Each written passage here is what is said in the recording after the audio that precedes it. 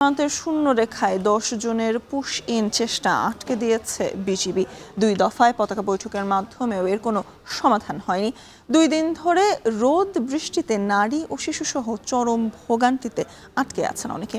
জেলার বড়বাড়ি প্রধান পাড়া সীমান্ত থেকে যুক্ত হচ্ছেন সহকর্মী লুৎফুর রহমান। লুৎফুর, পুশ ইনের চেষ্টা প্রতিহতে বিজিবি বারংবারই তৎপরতা দেখাচ্ছে, বর্তমান পরিস্থিতি কি জানাবেন আমাদের?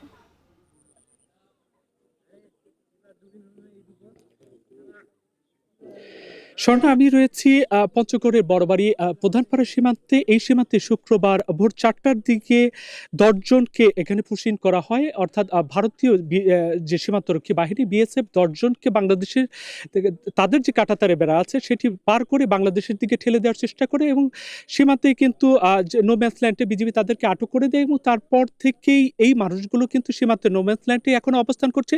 আমরা যেটি দেখেছি, সকাল থেকে আমরা এই সীমান্তে অবস্থান করছি।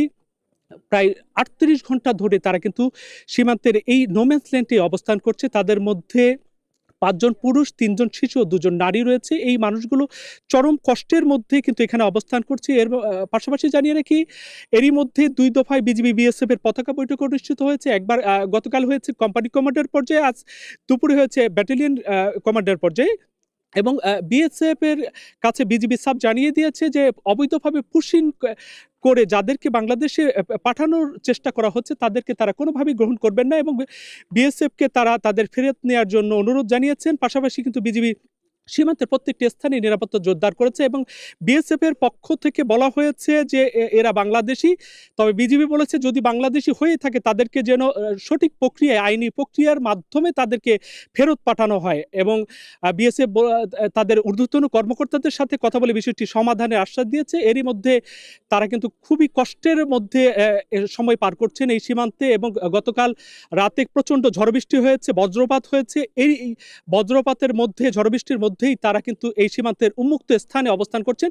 চারপাশে থই থই পানি এবং ছোট্ট একটি আলির মধ্যে তারা বসে তারা কিন্তু সময় পার করছেন এবং অপেক্ষা করছেন কখন তাদের বিষয়ে আসলে সুনির্দিষ্ট যে সমাধান সেটি কখন হবে, সেই অপেক্ষা তারা করছেন। এবং বিজিবি কিন্তু প্রত্যেকটি পঞ্চগড়ের প্রত্যেক সীমান্তেই 288 কিলোমিটার পঞ্চগড়ের সীমান্ত এলাকা রয়েছে, সেখানে কিন্তু তারা তাদের নিরাপত্তা জোরদার করেছে এবং স্থানীয়রাও কিন্তু বিজিবিকে সহযোগিতা করছে। তো স্বর্ণা, এই ছিল আমার কাছে পঞ্চগড়ের বড়বাড়ি সীমান্ত থেকে সীমান্তের সার্বিক পরিস্থিতি। সীমান্তে বিজিবি বিএসএফ এর পুশ ইন তৎপরতা রুখে দিয়েছে, এমনটি জানাচ্ছিলেন সহকর্মী লুৎফুর রহমান। এদিকে সমুদ্রপথে মালয়েশিয়া